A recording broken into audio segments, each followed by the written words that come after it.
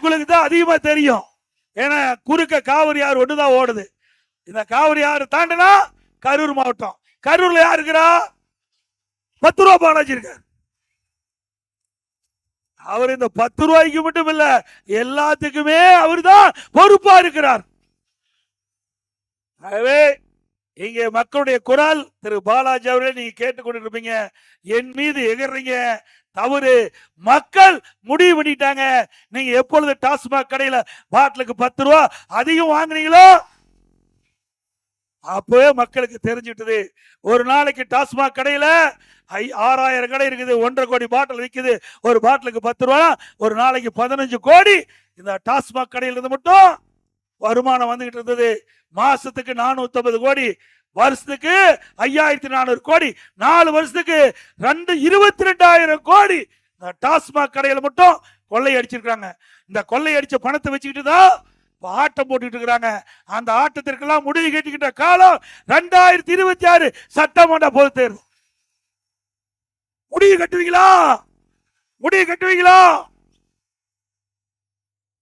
இவர் மட்டும் இல்ல, எல்லா துறையும் ஊழல். ஊழல் இல்லாத துறையே இல்ல.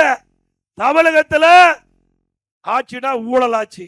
ஏற்கனவே இன்றைக்கு இந்தியாவில் பல மாநிலம் இருக்குது. எந்த மாநிலத்திலும் ஊழலுக்காக கலைக்கப்பட்ட அரசாங்கம் கிடையாது.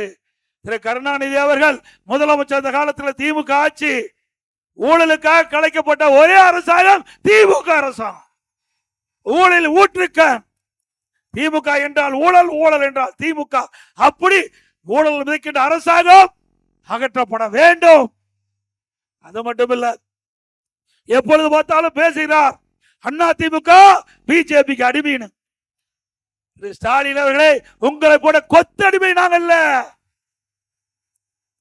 இதே காங்கிரஸ் மத்தியில் ஆட்சி அதிகாரத்தில் இருந்தபோது தமிழ்நாட்டில் திமுக ஆட்சி எமர்ஜென்சி கொண்டாந்தாங்க, அவசரம் சட்டம் கொண்டாந்தாங்க.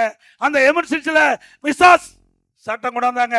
அந்த மிசாவில் திமுக கட்சி சேர்ந்த மூத்த தலைவர்கள் இந்த ஸ்டாலின் உட்பட பல பேர் சிறையில் அடைக்கப்பட்டாங்க. அந்த அடைக்கப்பட்ட காட்சி திரு கருணாநிதியுடைய 100ஆண்டு விழா வரும்போது ஒரு கண்காட்சி நடத்தினாங்க. அந்த கண்காட்சியில திரு ஸ்டாலின் அவர்கள் மிசால சிறையில் இருப்பது போல காட்சிப்படுத்தினாங்க. அப்படிப்பட்ட கட்சியோட நீங்க கூட்டு வச்சிருக்கிறீங்க. நாங்க கூட்டு வச்ச என்ன தப்பு? பாரதிய ஜனதா கூட்டணி வச்சா என்ன தவறு? நாட்டை ஆளுகின்ற கட்சி பாரதிய ஜனதா கட்சி. ஆக இந்த நாட்டை ஆளுகின்ற கட்சியோடு நாங்கள் கூட்டணி வைத்தா என்ன தவறு?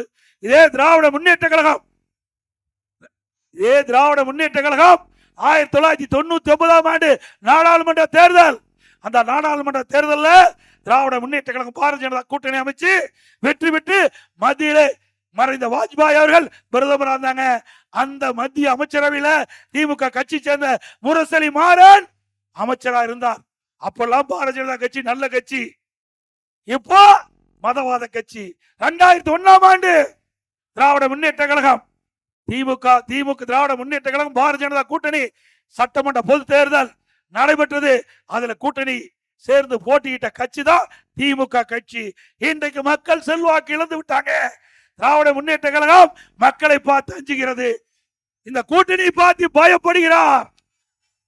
அப்படி பயம் இல்லைன்னா இப்படிப்பட்ட வார்த்தை வராது.